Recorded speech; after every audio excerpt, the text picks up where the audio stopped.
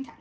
Good morning, everyone. My name is Gianna Alberti, and today I'm here to talk to you about my Portuguese paper, which is titled Mystica, the Fascist Woman, examining the role of women under Portugal's Salazar and Italy's Mussolini. So there were three main objectives in this paper that I really wanted to outline.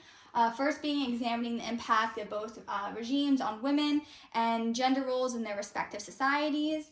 Second, aiming to uncover political motives within the Stato Novo and Italian Fascist Party. And lastly, analyzing both regimes' social construct of the new woman and how it was implemented within their respective societies.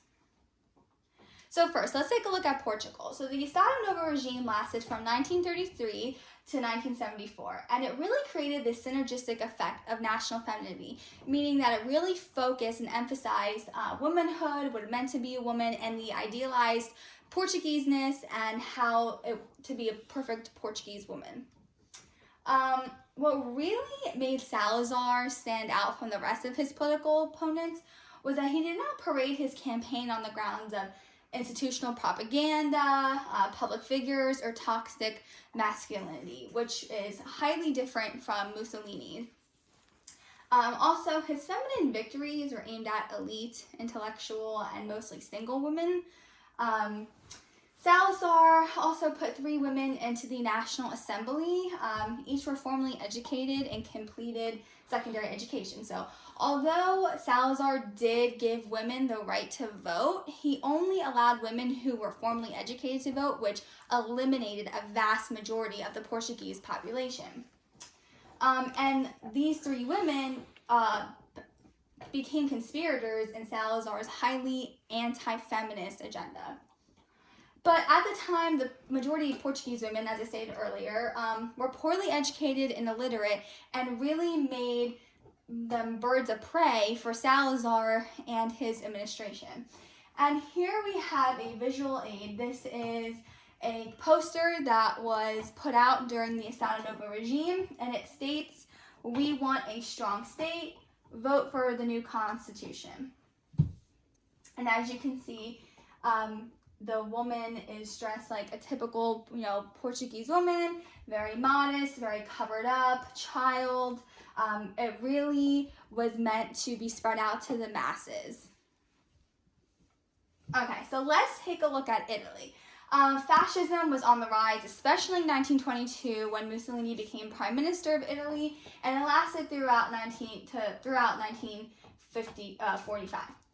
So there was a lot of political and social unrest in Italy after World War I, and this really allowed for Mussolini to capitalize on that.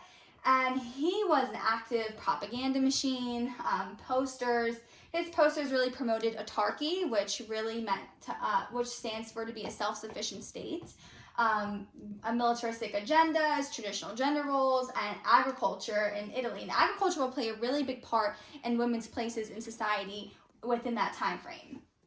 So Mussolini's regime emphasized the new man, very opposite to what Salazar's regime emphasized, which was the new woman. And as well as it encouraged silencing women and pushing them out of the public forum. As a result, there was a division amongst social classes and social ranks. Recipes became an iconic symbol against fascism. Fernando Manligiano wrote Living Well in Difficult Times, How Women Face Up to Economic Crisis in 1933. And her book was really about just being anti-fascist, talked a lot about anti-Semitism in Italy, and how difficult it was being a woman during this time, but nonetheless being a Jewish woman because she was Jewish.